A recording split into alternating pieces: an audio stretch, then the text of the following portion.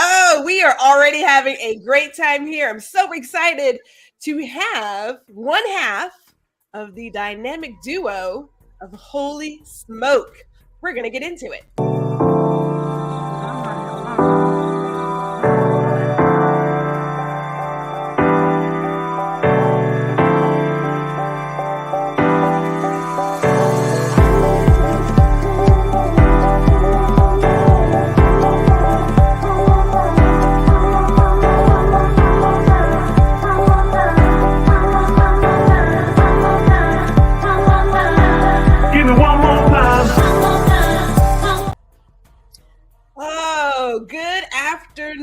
Everybody, good afternoon. Welcome to Small Biz Bites. I am Gwendolyn G.R. Houston Jack, and I'm excited today. I was excited the other day, but I'm a foodie. So when you bring people on who are about food and good times and good vibes, what can I tell you? I am in my happy place. We are streaming this afternoon to Facebook, LinkedIn, and YouTube. And so if you're on YouTube, make sure you like, share, subscribe, and let us know where you're tuning in from, either live or in the replay. And as I was sharing with our special guest earlier, I already have my cocktail on deck. We are doing the American Made with some holy smoked, was it wildflower honey? Yes.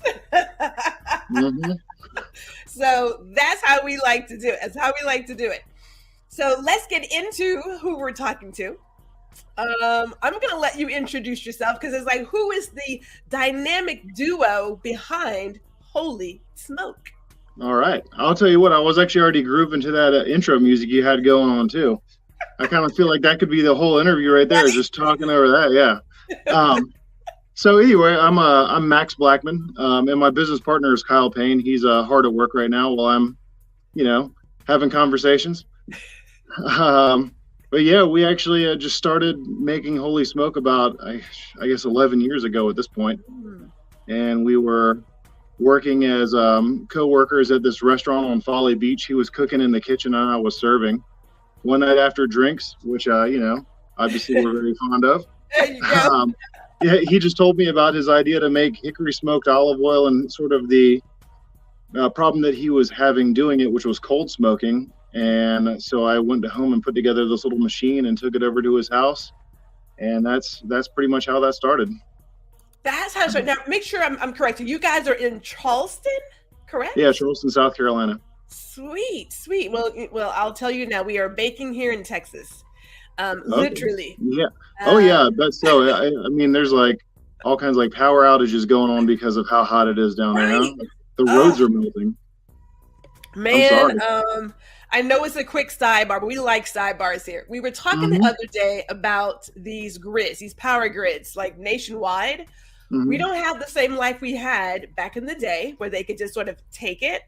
One, it has gotten hotter, but two, we have so many more electronics in our home, multiple TVs, there's smart houses, like all of these things are pulling energy at all times. It's minus the heat.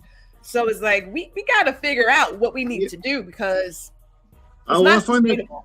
I think that's, I agree with you, but it's like, as back in the day, I feel like appliances and light bulbs and all of that stuff are more efficient now as far as electricity usage. Okay. Because you have like LEDs instead of like cathode ray tubes or instead of incandescent bulbs and stuff like that. But I feel like there's just more people using more stuff. So it's like the population has exploded from 30 years ago. So maybe I'm sure it probably both has everything to do with it, but it's like the population growth has certainly made things, especially here in Charleston, we see just development happening everywhere. And while it's not the power grid, our infrastructure, there's traffic everywhere. We have woods being torn down for tract houses and stuff like that. It's, I guess that's just a symptom of human growth, but maybe something we can cure a little bit. Huh? I'm trying to catch myself because sometimes I think about humans. I'm like, we are worse than locusts. We just tear down stuff, tear up stuff, and act like, oh my goodness, there is a bear in my backyard. Why is that? It's like, because we took its home. Right.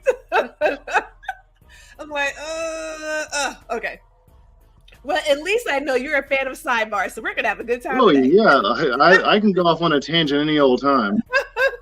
We love the rabbit holes. Oh, and shout out to Gary, who is here tuning in. Hello, Gary. Hello. Happy to have you here.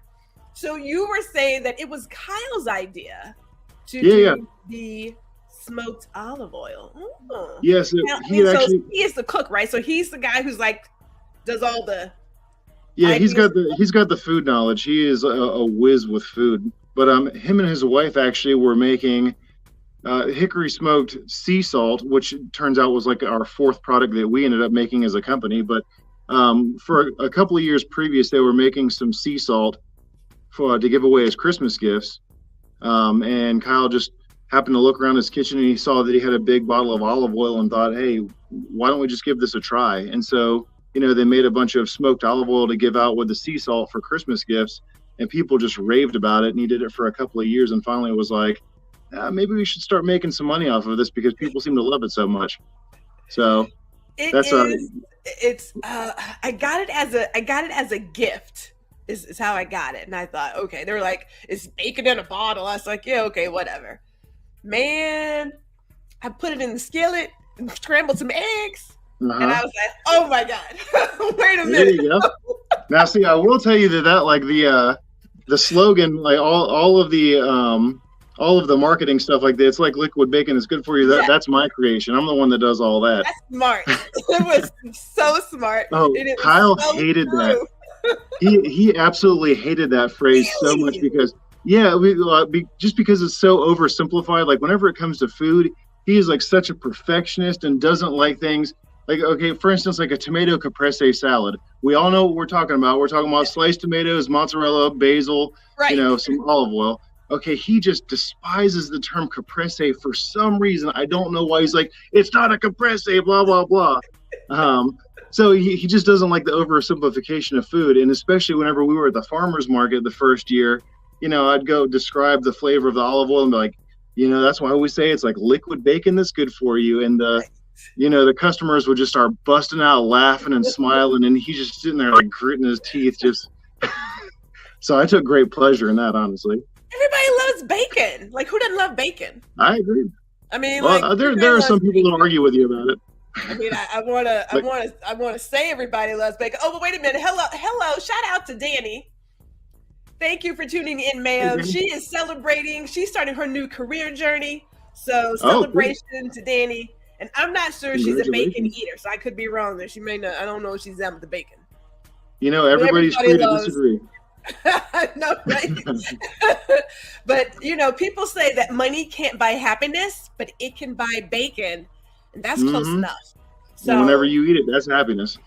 I know, right? So let me talk about the history. Let's go there really quick, because it was founded in 2012. As you said, they had been doing this for a little bit and said, hey, people are liking it. Why not go that route? And you guys have been around. It's 10 years. I mean, going on, 11. 11 years at this point. That's just this year. That is huge. A lot of companies don't last that long. So what has that journey been like? Because clearly they were doing it for a little while and then said, hey, and we know a lot of people make a lot of great foods, cupcakes, all the things, but making it sustainable is easier said than done. That is true. It's been a challenge, for the first, 7 years of business, we didn't pay ourselves. We still worked other jobs. So it was more like a side hustle that, was more of a hobby. It was a time-consuming hobby that was, we were passionate about, but man, it was a lot of work. Still working in restaurants and all of that good stuff. Learning tons of lessons because, Kyle went to college briefly, and I honestly not sure for what. I loosely went to school for mechanical engineering, but it was more or less, partying and having a good time, not wanting to do calculus at 8:30 in the morning. And so, neither one of us have any business experience whatsoever. So we just completely, bungled our way through it. We looked at certain things, we're like, hey, this feels right. This looks right. Well, we've always known customer service. So it's like, you have a good product, you give good customer service, you have to try to figure out the numbers in between. And I think that we're both just pretty good at adapting to disasters because we've had to go through quite a few of them. And just, if one of us loses our cool, the other one's there keeping a cool head, being like, hey, look, we got to do this. Like we can't let this get us down. We have to get our shit together and just push forward. And, we've always just been there for each other with that persevering through, trudging through the mud. So I think it's great that you shared that, because I know a lot of us, and there's a lot of small business owners who watch and who are in the crowd today.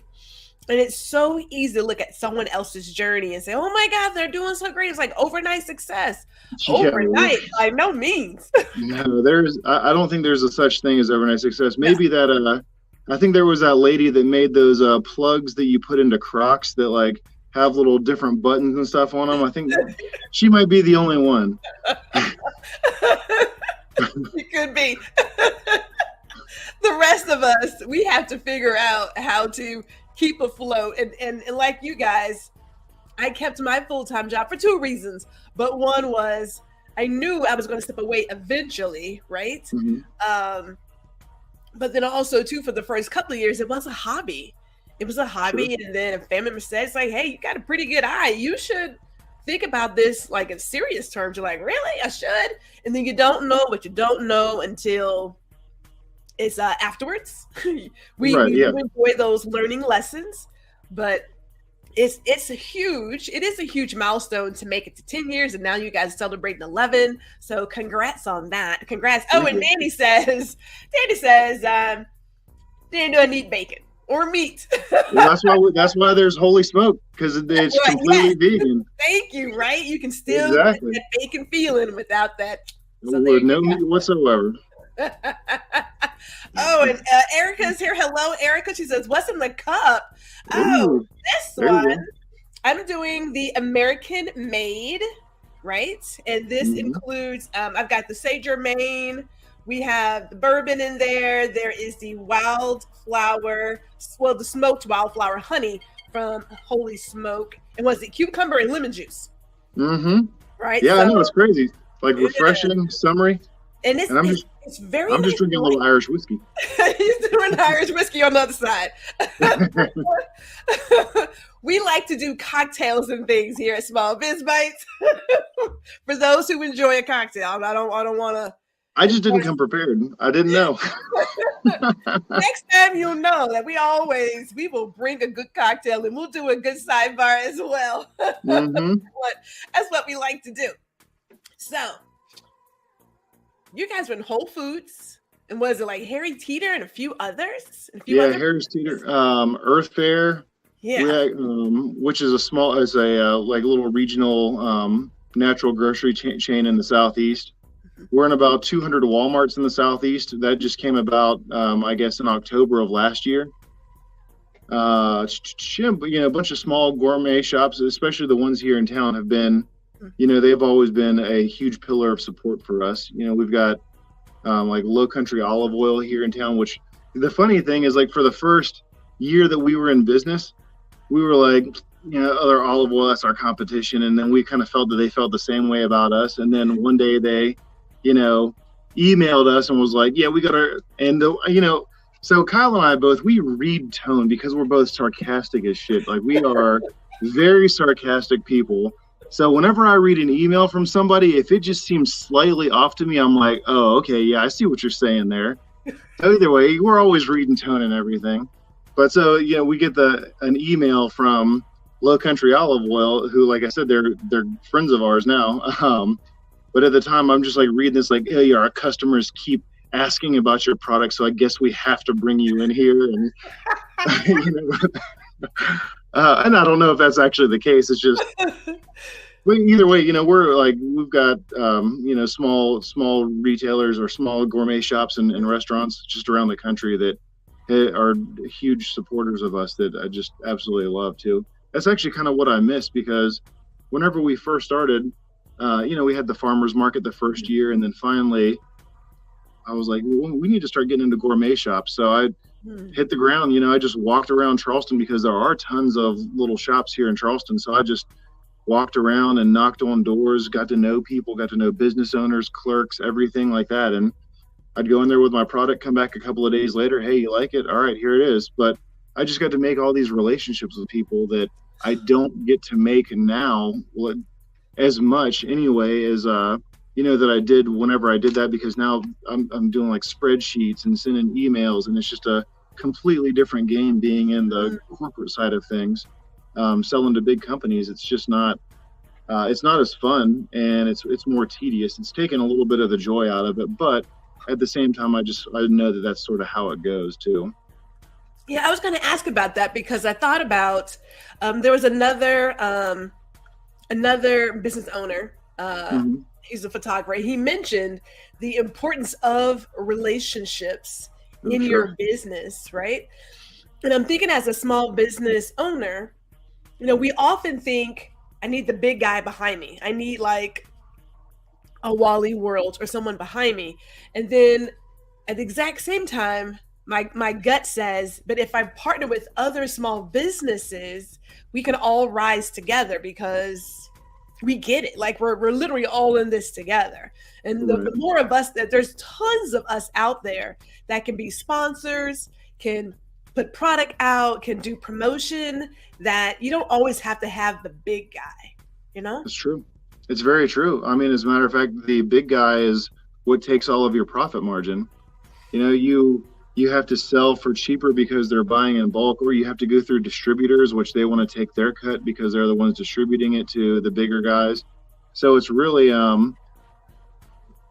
don't know. Yeah, it's tough. It's just a much tougher game. And I think the grocery game in general, I didn't realize how tough it was going to be, because I just thought, I was like, you see one of these products on the shelf at a major grocery store. It's like, oh, they must be doing well. And then now I see myself on the same shelf, and I'm like, maybe they're not doing as good as I thought they were, because I certainly know we aren't, in so many words. But also, it is even dealing with just your personal customers, like let's take businesses out of it in general. I actually make a lot of personal relationships, strangely enough, because of like the emails that I send out, or because like being at farmers markets and all that stuff, and people contact me and they'll have conversations. They want to buy my product, obviously, but I have great one-on-one conversations with just, everyday customers all of the time, which is still, it really does help fill that void of, feeling like a robot, a cog in the machine. Yeah. I can imagine that. For those who are just tuning in, we are talking with Max from Holy Smoke. He is half of that dynamic duo that creates Holy Smoke's smoked olive oil. There's the smoked sea salt, the smoked ground pepper, the wildflower honey. Did I get them all? Oh, and the Bloody Mary vinegar. Oh yeah, which we actually just ran out of that, so that's going to be gone for a while. I know. I have mine. I got mine. There you go. You got your stock bottle. I have to make sure I have mine. And shout out to our people who are watching Black Eighth Element. Hello there, family. My brother tuned in. And, here's the deal. So our dad was a private chef. Okay. So I have to admit that my palate is just a little particular. I'm not gonna lie about it.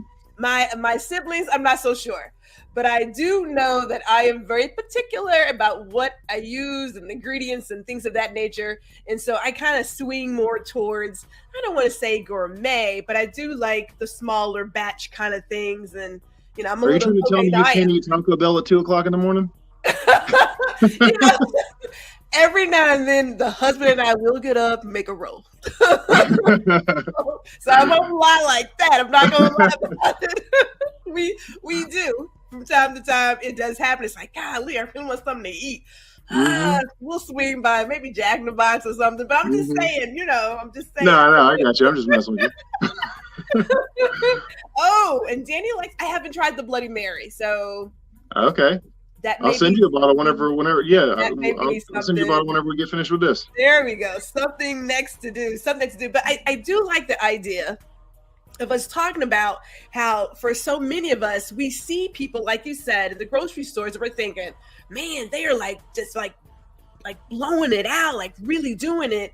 And if you know about gross margin and products, right? And I'm coming from a retail background, you really start looking at the real cost of things, right? Mm-hmm. I remember when we brought in some electronics and the gross margin there was like nil. So Right. it was one of the few things that we didn't get like a discount on because you don't get anything from it. Magazines, things like that, right? Mm-hmm. So I thought, man. So for me, I personally, when I see something that I really do like, I honestly am conscious of going to that person to buy the item because I know that there's a better way of getting the the profit, if you will, if I Sure. go to the person directly versus going to the grocery store. And I don't mind waiting. I mean, I like to keep hold up. People are thinking, just so they know, yes, I got the big bottle. I had to go. You do. And this is that special one that the young lady designed. Yeah. That's actually my friend's daughter, Rory. She designed that for Halloween. Yes. Yeah. Yeah, I was like, okay, because I was doing the small bottles, and I thought, Gwendolyn, stop playing around. I was running out so often. I was like, man, come on and get you like a nice big bottle and call it a day. There you go. And you can refill the small bottles too. That way, you still got the nice little one on your counter. But I didn't even. I got a little fancy. I didn't put the instructions on the back of the bottle. That's the problem. But okay, so I'll keep that in mind. I have to get like another one. I always I like to do little things and give stuff. Hey, speaking of family, my mom is here. Oh, hey. Mother is there. And we have Eric said everybody can eat Taco Bell at 2 a.m. If you don't regret it. If you don't regret it, yeah. Well, if I must say, full disclosure, those nacho fries, man. See, I haven't had those. Whenever it comes to certain things, I'm a creature of habit. I always just go with 3 soft tacos. That's it. Like, I know what that does to me. I know that's the flavor that I need whenever I go there, and I'm not trying to venture too far out. I don't want to have too rough of a next day. I'm trying to mitigate that regret, I like the gordita, but those nacho fries, they come out at a very specific time. They bring it out, then they discontinue it, knowing that it's just French fries and like cheese sauce and some special something. But it's tasty. It is tasty. Yep. Everybody likes fries. And hello to Paul Ross. Hello. Thank you for tuning in. We are just getting started, and I want to talk about you say sarcasm. You can call it snarkiness, sarcasm. For me, it just feels like nature. I'm in the same boat. So I do love that down-to-earth tone that you guys have in the newsletter, right? Mm-hmm. And a lot of people try to figure out, I don't know, I think they shy away. No, I do know. People, in my opinion, shy away from being their authentic selves when it comes to newsletters. Sure. Because I feel as if they're trying to present something that they're not. And if I can just say, if there's any newsletter that you guys really want to read, hands down, it really is the one from Holy Smoke. It is just so real. Clearly you're not using Chat GPT because it's just me. It is just me talking on there. It's just down. Now, is it you primarily, or is it you and Kyle? Are you guys sharing? No, it's just me. Okay. He doesn't do any of the marketing stuff. Not that he couldn't, but he doesn't really like to write. He's got plenty to say, but he likes to talk instead of write. No, that's just me. Whenever we first started, I thought you think to emulate other things that you see as far as like, hey, well, these big businesses are doing it. This is obviously what works. You're trying to go middle of the road, not offend anybody, or, trying not to get too heady for people who don't really care too much about philosophy or anything like that. Whenever it comes down to it, then you are just, I've come to realize that you are just another piece of black, white, or gray in the static of the world right now, because there's so much advertising. We are just like, we have ads shoved down our throat constantly. Like, there is no way to get away from an ad. You can't open your phone without seeing 2 text messages from some company that's trying to offer you life insurance. It's ridiculous. So I don't know, I just have a lot to say, and I realize that if it's a newsletter, I might as well be honest, might as well just be myself and just say what's on my mind. Sometimes I'll have, had a little bit to drink and just want to ramble about something, or sometimes I'm pissed and, I don't, I don't like what's going on. So I'll talk about it, at least in terms of how our business is and all of that stuff and just how I'm feeling, because I think what's important is that people realize that, yes, we are a company, like we're a legal entity, holy smoke, but that legal entity that sells products is two people. It's me and my business partner.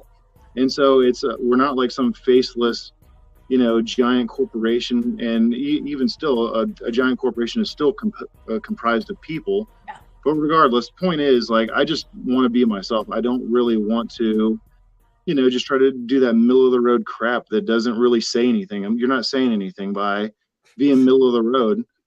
And I feel like, sure, people can be offended by stuff if you're offensive, like if you're not a good person, or some people can take something innocuous the wrong way or whatever. But the bottom line is I always leave ourselves open for communication. Like if somebody disagrees with something that I have to say, I want them to say something to me. Like there's no reason to get mad about it. Let's have a conversation about it. That's how we grow as people. That's how we've grown as a society. That's basically what makes civilization what it is because people have always had to work together, disagree with ideas and find out a way to like forge ahead, even if you have different ideas. So why not just be that person in your business as well as in your life? Like I guess that's really what it comes down to. It makes sense. I know for myself, and it can sometimes feel like you're sending this out and no one's reading. And I admit, sometimes so I rarely reply, but I do follow instructions. When you said, hey, go on Instagram and retweet something, it's like, yeah, I'll repost it. Yeah, sure. So I am reading, I am paying attention, but I don't always, and I know for myself, I'll tell people, yeah, if you want to do this, like hit reply and we'll talk. And sometimes I'll get responses, other times it's like crickets. I'm like, is anybody reading this thing? I mean, according to analytics, they say somebody opens it, somebody No, I know what you mean. And sometimes I'll get, like really big replies back and it's, saying, hey, I feel what you're saying. It meant a lot. And then go to talk about an experience that they're having in their own life or say, hey, I disagree with this and this is how I feel. And it's great because it gives me, like I said, it is that personal communication that I have appreciated. And it's just making relationships with people. And whenever it comes down to it, I mean, it is business.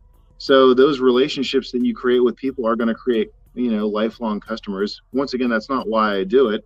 But it's a really good byproduct of, being authentic is you do create connections with people that then in turn buy your product instead of just shove it away to the trash bin like, everything else. Right. Oh man, thank you. Hey, Gary's chiming in. 3 soft shells for the win. All right. Yeah, he knows what's up. Somebody who's on your boat. And well, hey, Erica, now this was not planted. It was not planted. But I have an excerpt from the newsletter. I do. And I want to talk about it. Hold on. Let me get it together. I probably need to finish this for this one. Oh, we'll do it. Okay, hold on. There you go. Okay. We'll have to do shots next time. Okay, so the last one I read talked about the Charleston Pride parade. And hold on here. I want to read that one. I really like it. Can I see it? Gwendolyn, Renee, Houston, Jack. Hold on there. Okay, there we go. So now I don't have your voice, so don't judge me, all right? I'm excited to hear. All right, so I'm sitting at the farmer's market this morning writing this email, and the Charleston Pride Parade is taking place currently. Wrote about a week ago. Full disclosure. I know, right? It says, what is that? Oh shit, hold up. It's kind of small for me on the screen. Oh, that doesn't work. There we go. Okay. Me and my old eyes. Don't judge me, y'all. Don't judge me. It just wells me with such positivity and beauty to see so many people out celebrating life and love. It doesn't matter what you believe. Fact is, we're all born on a journey to death. Amen to that. Amen. Hold on, let me go over here. There we go. Da-da-da-da-da-da-da-da. And it says, and we just have to find the joy we can before we arrive at our final destination. We hope to find happiness and fulfillment in ourselves and celebrate when those around us do the same. We're all just trying to figure out what works best for us, and that ain't an easy task. We're only here for a short and difficult time. Might as well love while you can. And I love you all and wish you the very best. P.S. If you don't agree with, he's like, wait a minute, don't read, don't hold up. P.S. If you don't agree with my thoughts, I'm more than happy to discuss it with you. Just email me back. There's nothing that I love more than talking philosophy with someone with a different point of view. Part of what we've lost and need to regain in this country is the art of civil discourse and finding a middle ground on which we can all stand together. Bruh, can I just say, like, I was like, holy snikes. Man, I was like, oh, wow. Because I think about that, and I do think about, I get business. Yes, it is an entity. It has no feeling, no gender, no nothing, but the people do make the business. Mm-hmm. And a lot of us do choose to spend our dollars based on our values and what matters most to us and what somebody supports and whatever else, right?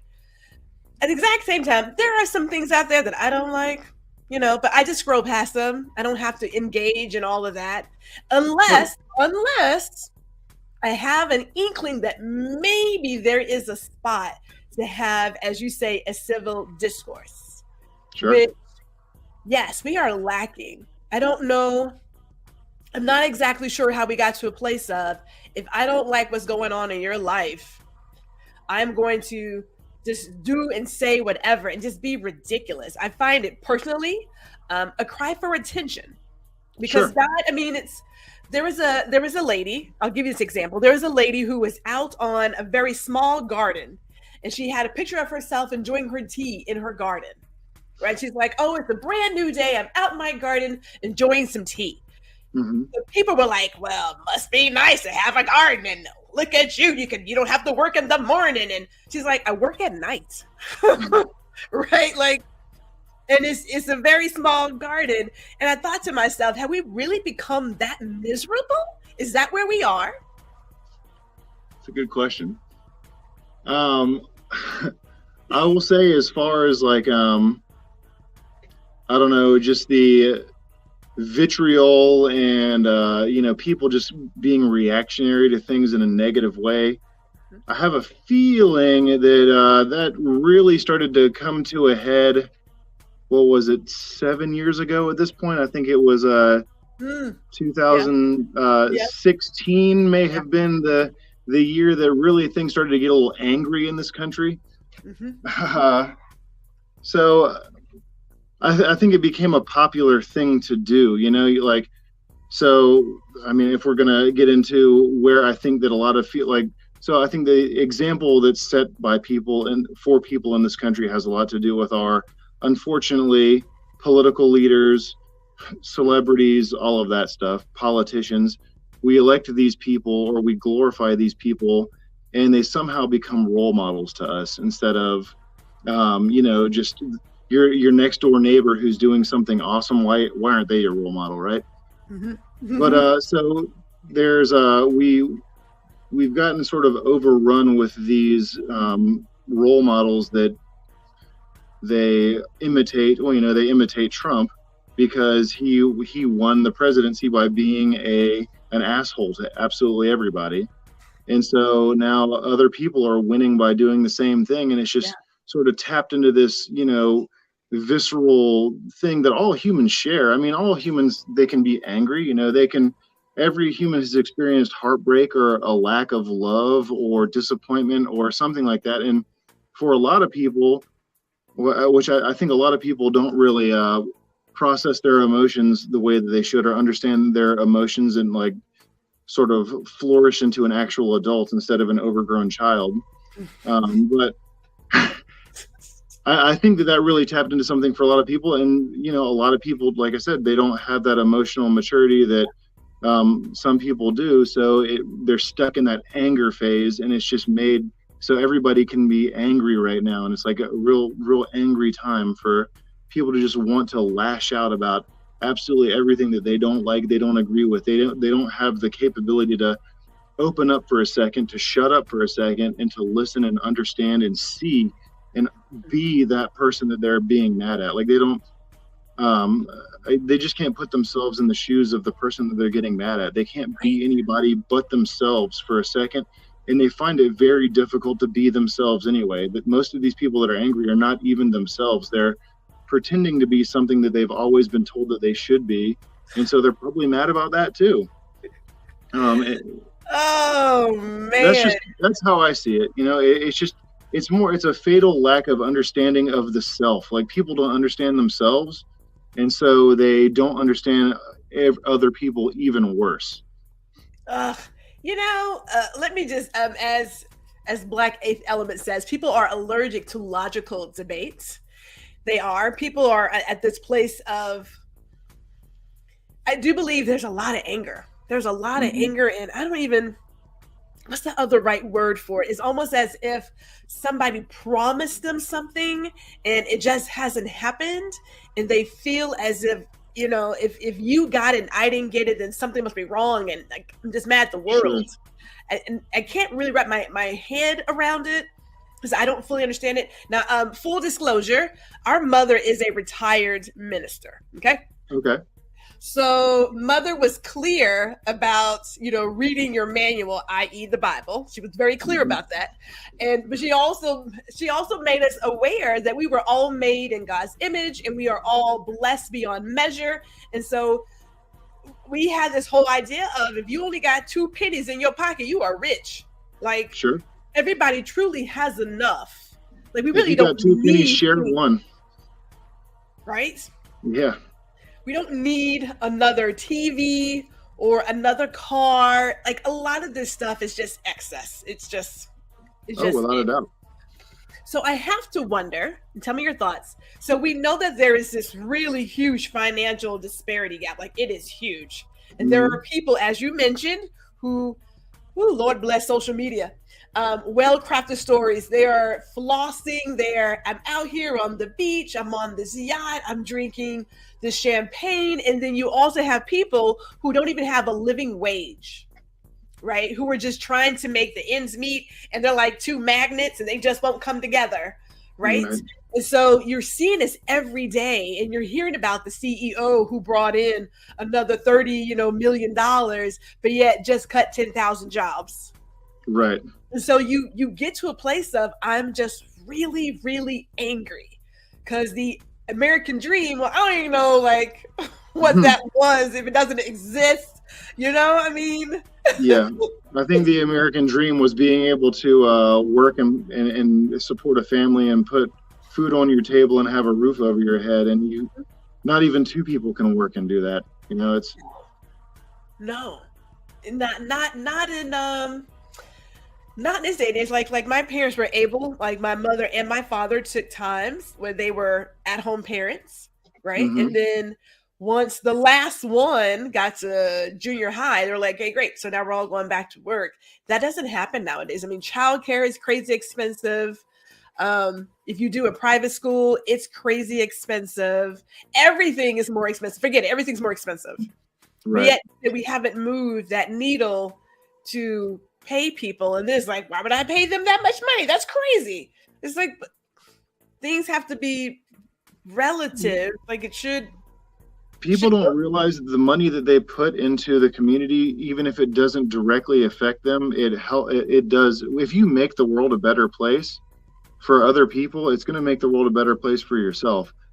You know, that's what, like, I don't understand why, people are getting all up in arms about, let's say, student loan cancellation. Okay, I went to school, I paid my loans back, but do you think I care if, like, other people don't have crushing debt Right. Bearing down on the top of their head all the time. Like, that doesn't make for a good society to have how many ever millions of people with insurmountable debt that is crushing them down. Like, they're basically is turning them into worker bees that have to make financial decisions based on fear. Mm-hmm. And then they also will never have anything. They will not be able to create a better life because they are so strapped with this, like I said, debt that they will never be able to pay back. So why not make a better society that people are free to earn a little bit more money, or to put more of themselves into the economy instead of, like I said, I think that making the world better for others makes the world better for yourself. If you build a park in an underprivileged neighborhood where the kids can go, or put money in a school in an underserved community where kids can go to school, have education, have something to do, and grow up to be productive adults, that is going to make your life better. Even if you do not live anywhere near there, even if it has nothing to do with you, it's making your life better because you are making the world a better place. It's just going to be a better place to live if you make other people's lives better.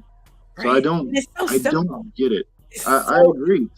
And you got people that are like you're talking about the CEOs and people that are just absolutely hoarding wealth and not doing anything for the people that created that wealth for them. Like, you look at CEOs, no, they didn't make the products, they didn't sell the products, they just happened to make a couple of decisions and sit behind a desk.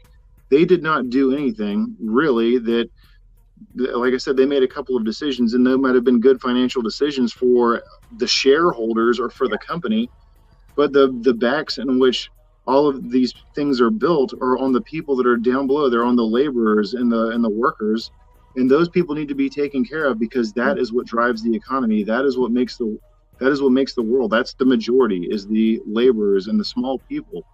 I just don't get why you wouldn't want to make the world a better place by that, because eventually it's going to be like the French Revolution. You're going to have the Marie Antoinette saying, "Let them eat cake," and then you're going to have them getting beheaded because the people in the streets can't afford to do anything besides eat the rich. It's just, it's getting to that point where if you can't survive, what else are you going to do? You're going to get desperate. You're going to get savage. Like, that's what happens. That's also, well, I believe that's a lot where a lot of crime in general comes from, is from desperation and lack of opportunity, lack of options. Like, people always say, "Oh, well, everybody made this decision," or, you made this decision to do this. It's like, do you know where that person's from? Do you know what their family life is like? Do you know what options they truly had as an individual? It's not the same as you, I can assure you. Otherwise, they probably wouldn't be doing what it is that they're doing. Yeah. So, like I said, I just like to put myself in other people's shoes and understand everybody's situation. I had, I don't know, a year and a half ago, some guy stole my truck out of my driveway. I left it unlocked with the keys in it because I know that's pretty stupid, but I live in the country. There's not really anything going on out here. And I'm also just kind of trusting by nature.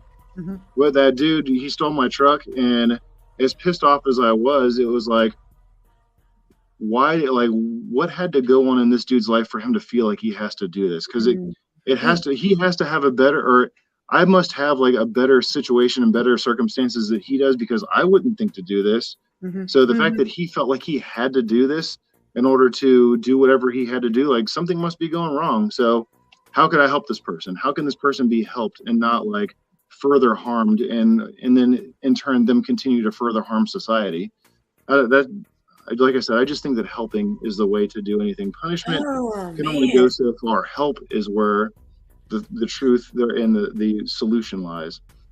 We do need our mindset needs to be adjusted. I will say that. I know I was working on another podcast to discuss grace and mercy, and that we all need it. And it's so easy for us to immediately get angry and attack somebody. But if we stop, like you said, and say, wait a minute, why is this person doing what they're doing? Right? Let me just step back for a second and really think about that before I respond, make a comment, or do anything. But something had to be going down for them to make this decision. Let me, just sort of shift my thinking and think, wait a minute, what's really going on here? We got a lot of comments. So Erica's like, people are jaded. They are. There may be a couple here and there. He says, Black Element says, it's easier for people to be critical of other people than being critical within themselves. Ooh. This is true. Man. Nobody now, wants to I admit admit, fault. I looked in the mirror once or twice. I am fully aware of my good parts and my ugly parts. And I got some ugly parts. I'm not going to lie to you, Max. I got some ugly parts. My mama would tell you. I'm surprised she didn't whoop them out of you. Man, let me tell you, I was, okay, so out of the four of us, I'm fairly straight and narrow. I took notes. We have an older sister. So she would do things. I'd be like, not gonna try that. Let me write that down. So we knew some things, but we are human, and humans have good parts and they got bad parts. Like we are just, if you push me, I admit a little bit of my honorary New Yorker comes out. I'm not gonna lie about that, And I'm also a Texan, so we're a little aggressive. I admit that. It is there. What can I tell you? Mm-hmm. America says the American dream is like carnival games. It was an image painted to get something from someone knowing, and it's unachievable. It's unachievable. Things have changed. Things have changed. And my mother, she says, God put here to glory God, not to please people. Thank you, Mother, for sharing the word. I know she's going to come through for us. I knew she would. Mm-hmm. She always does. She always comes through. But okay, before I move on to our next topic, because I do want to talk about some food. I was about to say, we can talk about this all day. Okay, so here's my last one. I know, right? I know. Mm-hmm. Here's my last one. So the discussion of living wage and work. There is this ridiculous idea that people don't want to work. People want to work. Believe it or not, even if we didn't have to work, we would want to work because you want someone to be looking for you, to be expecting you. You want to have value in the world, right? Exactly. So this idea of work and what was it called? Quiet quitting, whatever that's about. Yeah, I don't even know what that means, really. It's like, okay. So I really believe, I'm so optimistic. I thought that with the pandemic and the resetting of defining what matters to us, self-care, mental health, and things of that nature, and knowing that half of these jobs, if not 3/4 of these jobs, could be done remotely, that we would issue in a new era of working that says, hey, let's stop believing in that 9-to-5 grind and let's get into a place of dynamic work. And yet and still, it seems like those who are wherever they are have this want to still really manage people and like watch people. Right. And I'm trying to think, in your opinion, where do you see this level of work going? Because in my heart, I believe if you stick with the old idea of how we work, you're going to miss out on talent. That's how I see it. Because and they're not even offering more money. I don't know why that's still a conversation, but whatever. Do you see a place where it really will now become a little fight between those who feel the need to micromanage and be in control of workers and the workers saying, you know what? I'm going to either go do my own thing because a lot of talent has left the regular labor force. There's a lot of small business people now. Or that too, they will go where people are more dynamic. Yeah. I mean, I do think that is the B and C option that you mentioned, because who truly wants to work for somebody who doesn't value them, who doesn't create a productive and flowing workplace. That's you. In order to get talent to shine, in order to get people to be their most productive, like there has to be not only incentive as far as money is concerned, but you have to allow them to flourish within themselves. There is no. I think that what's going on right now is people still want to beat that idea of like, you need to be a worker bee, you need to be here from 9 to 5, and here's that 8 hours that you're supposed to do, and here's your 30-minute break, and this like trying to still drill that concept into people, because once people start to see behind that veil and realize, hey, productivity, like whenever you're at a job for 8 hours, you're probably working 4 of those hours, and you're finding 4 hours of a way to like look like you're working. So that's what it really comes down to. And I think that if people were to create a productive workplace, they would say, hey, look, just here's the stuff that you have to do today. Get it done. If you get it done in 20 minutes, we'll go home. This is what's on your plate, so get this done and like, don't fuck up. Like, this is you're accountable for what it is that you're doing. And if you don't do it properly, there will be repercussions. But if you do, there's going to be a reward. And that reward is free time or more money or whatever. But you don't have to be, chained down to the some old notion. I also feel like that it's like that 8-hour workday is something that was fought for in like the early 1900s, like the Industrial Revolution, whenever people were getting their arms cut off every day inside giant gears. That's those ideals. That 8-hour workday is an ideal from back then, like more than 100 years ago. So why wouldn't we try to update what we do for work, especially with technology and all of the productivity tools that we have now? People are going to go where they're valued and where I think for the most part, people should learn and they do value themselves. And if you have enough value in yourself, you're not going to go somewhere or stay somewhere where you're not valued as a person. But no more busy work. That's absolutely right. Erica's got that on point. Busy work. It's just busy work. It's just now again, we cut the cord on it. I was like, and I'm out. But I'm still engaged in watching like what's happening in the work. And I'm trying to figure out like why we are just dead set on holding. Well, it's power. Go ahead and call it. It's power. Without a doubt. But I've always worked in restaurants, so I've never really had a 9-to-5 job. So I can't really speak from experience in that regard I guess I had a 9-to-5 job for about 6 months. About 15 years ago, I was driving a truck for an electrical supply company, making deliveries. And that worked for about 6 months. And I was just like, nah, can't do this. And I went back to working in restaurants, and that's what I've been doing ever since starting a business.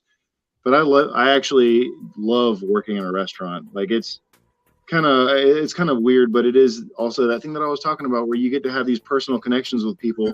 All of the friends that I've made since middle school, like I actually have a really core group of friends that I've known since middle school. As a matter of fact, on Saturday night, we're going to get together and play some video games here at my house. I mean, we're dorks. So I've had these friends for a long time, but then working in a restaurant in the almost 20 years that I've been working in restaurants, I've made such great friends because it's like this haven for people who can't live in that system, in that 9-to-5 system. It's not saying that they're unable to, but they just can't morally or like ethically put themselves in that spot where they're like strapped down to that, that 9-to-5, have to do this, have to have everything the exact same way and do this busy work. It's like, no, you're in there having fun. It's basically like being in high school, except for you're making money. I don't know. I've just always liked working in restaurants. I can't get over that for whatever reason. And I mean, Kyle and I would like to one day open a restaurant, and it would be awesome. That would be more work. Yeah, that will definitely be more work. So we're talking about food. Okay, so let's talk about the food, because that was my question. So is Kyle the master chef behind the recipes that we see on the Holy Smoke website, or is there like a team thing there? No, it's Kyle. Kyle would never stoop so high, or he would never step so high as to call himself a chef. He says that he's a cook at best, but on our business cards, he has himself as the executive dishwasher. So no, but he's the one that comes up with all those recipes, even though I have to force him to do it every once in a while because he thinks that it's a waste of time, because he's like, oh, people don't ever use these recipes, blah, blah, blah. And I'm like, oh, they do. Just because they're not telling you about it doesn't mean they're not doing it. And it doesn't matter. It's still good to have it out there. So just do it. Okay. But here's the deal. So, but there's a good point there. A lot of us show up and do things and we think nobody's watching. There is always somebody watching. Yeah, and even if you don't know that people are taking in your recipes or reading your newsletter or watching your podcast, whatever, people are watching. They're just not telling you that they're watching, and that's okay. But keep showing up. Yeah, exactly. I mean, you have to do it because it's what you want to do. It's what you have to do, regardless. Either you want or you have to do it. Regardless, you got to do it. It's just one of those things. Like you said, keep showing up because of however our brain is wired to make us do it. Right. So Yeah, Erica wants to know, what's your favorite food or dish to put holy smoke on? And I want to show some of the products here. Just so, and I didn't bring my honey in here because I was using it earlier. But what's your favorite dish? my favorite thing is probably smoked hummus. Okay. Yeah, I make a really good hummus on accident, but I do. It turns out that I make a pretty good hummus, and so that's what I like to do it the most. But really cooking eggs in the morning with the olive oil. Yep, drizzled on a steak. Make a nice pesto with it. Okay. Really, yeah. Oh yeah. Mm-hmm. And then I put, so me and my girlfriend, we pretty much live off of breakfast food. So make a nice bacon, egg, and cheese or sausage, egg, and cheese sandwich, and with some, cook everything in the smoked olive oil, but then drizzle it with some smoked honey. Oh, we got to put that out there then, because I mean, like I said, I know I do a lot. I do just about everything in the smoked olive oil. Now, the first thing that you guys sold was the smoked olive oil, or was it the sea salt? No, it was the smoked olive oil. The sea salt wasn't actually until much later on. Okay, so we got the smoked olive oil, which is liquid. Hold on 1 second. I'll go get the. Give me 1 second. We'll give you a second. And if there's any more questions from Max, like he's going out to grab, like I said, I grabbed stuff out of my kitchen that I absolutely love and use on a daily basis, then by all means, there you go. Yes, that smoked olive oil. It is tasty. So there is that. And then we've got the salt and pepper, which I love the sea salt. Ooh, thank you. Popcorn. Oh man. Mm-hmm. Ooh, there you go. We tried so hard to not make smoked sea salt for the longest time. Really? Yeah, because we were like, everybody's already done that. We want to do original things that nobody's ever done. That's why we did the olive oil, the salt, the olive oil, the honey, the pepper. And then finally we had so many people saying, hey, do y'all make a smoked sea salt? Do you make a smoked sea salt? And we're like, no, we don't make a smoked sea salt. And then finally I was like, Kyle, you know what we're doing? We're turning money around and sending it out the door. So why don't we just make the best smoked sea salt that we can possibly make? And so then we finally did it. And now it's like one of our most popular things. It's great. I love the smoked sea salt. I love the smoked pepper too, the cracked pepper. But that smoked sea salt, man, you just put it on your vegetables, put it on your popcorn. I just put it on everything. I got a lot of smoked in my house at this point. But one of my favorites, I'm sorry, people, it's already sold out. I'm sorry.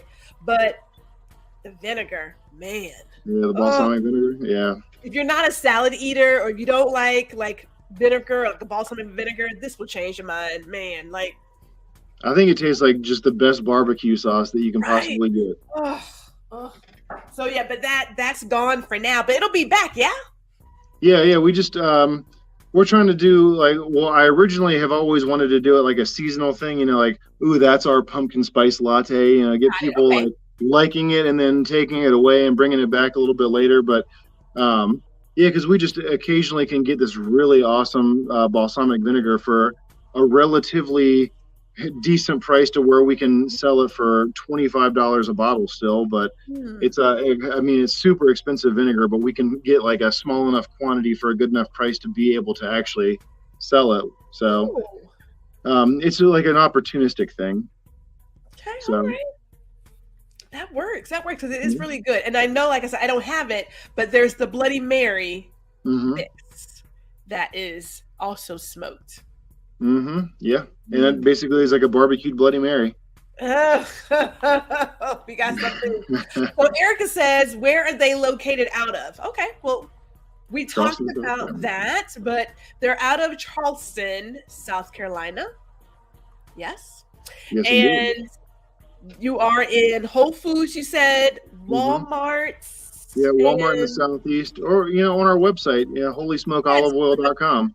Yeah, go to the website. You can get it on Amazon if you want to get it on Amazon. But there's just check out our website at holysmokeoliveoil.com and you can get it. You can get it there. Yeah, and there is that one kit that I got from my dad. The one kit has the olive oil, the salt, and the pepper and the honey. Yeah, that's the pantry essentials. Yeah, that's a great starter pack, people. Get the starter pack. It'll be your monthly starter pack. Uh-huh. And we can also follow you guys. That you guys are on Facebook. Uh-huh. Yes, yep. and Instagram as well. Yep. Yes. I wish I was better at social media, quite honestly. I get too involved in other things, and then it's the same symptom of like, I don't have anything interesting to say or show right now, so I'm not going to do it. Like, I'm not just going to put some whatever out there, but I probably should. I probably just said, hey guys, how's it going? It's me still. I'm still here, just to keep us fresh in people's minds. But I'm just not. Well, one of the things. Okay, so two points there. Yes, the whole idea of just putting out content to put out content. And I know for my stuff, I do a lot of auto publishing because it's so noisy, and I hate to be part of the crowd, but it gets really noisy. Right. But you can always just repost what your fans have shared. I mean, that's easy. I guess that's true. I mean, that never gets old because then it'll let Kyle know that people are using those recipes.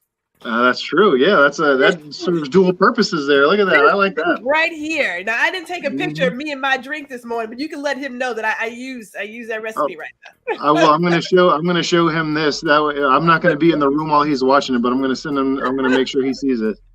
That'll be proof that he should keep putting out the recipes because we are using them. So don't think that no one's watching or no one's paying attention or no one's using them. And then who knows? Maybe. I'm going to put it out to the universe. If you put together like a quick little cookbook, right? Of like all I've talked to him about that. Mm-hmm. And then, people love a good cookbook. And then it comes with like a little thing of olive oil or something or some honey. I mean, it's perfect. Perfect. Agreed. I like it. Just people love recipes. What can I tell you? I mean, I still have my Betty Crocker. Never mind. Okay.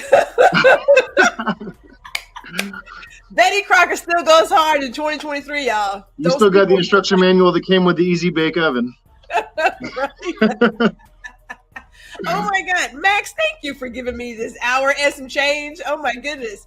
This has been a great conversation. I agree. I've thoroughly enjoyed it.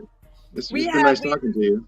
We have enjoyed, and the comments always come in right at the end. We've enjoyed our drink. Oh, Erica says, I know a great food photographer. She is a pretty darn good food photographer. I will go ahead. Okay. Well, tell her to send me an email. I want to see her work. There you go, Erica. I will get you the email so that you can, chat with Max and show him some of your work. And I really do believe that recipe book, that'd be awesome. I mean, I'm just saying, people like a good recipe book. Well, we'll especially dedicate it to you whenever we do it. Yeah, I mean, we gotta put that out there. You gotta put it into the universe, and then it'll conspire to assist you. I'm just saying. Okay. That's what I've heard. I love that term. That's a great term. It is. We want to thank Max for giving us this hour, for talking about this beautiful product that I enjoy every day. I'm going to highly suggest you go to the website. Holy Smoked Olive Oil. Did I get it right? I think I did. HolySmokeOliveOil.com. Duh, Gwendolyn, you put it here. Sometimes, you know what I'm saying? I'm not going I put it there for a reason. I just went ahead because I was like, I'm going to forget it. There it is. HolySmokedOliveOil.com. There it is. Get you guys some. I'm telling you, this is that. And do sign up for the newsletter. Max goes hard. And I'm sorry, but I know it's time to go, but your craftsmanship, your woodworking, that end table you made, man. I appreciate it. Thank you. I was particularly proud of that. Like it felt pretty good. Thank you. Really good. So Max shares everything, including his woodworking project. So that was nice. And there's a lot of people who do woodworking here as well. Everybody's creative. We're all creative now. That's what you're saying. That's what you're saying. Everybody wants to work. We all want to do something. Right. We all want to work. So thank you all for giving us this hour. Thank you, Max, again. Tell Kyle hello for us. I will. We are going to put it into universe to get that recipe book. everybody. Enjoy your day. Thank you again for watching Small Biz Bites. See you.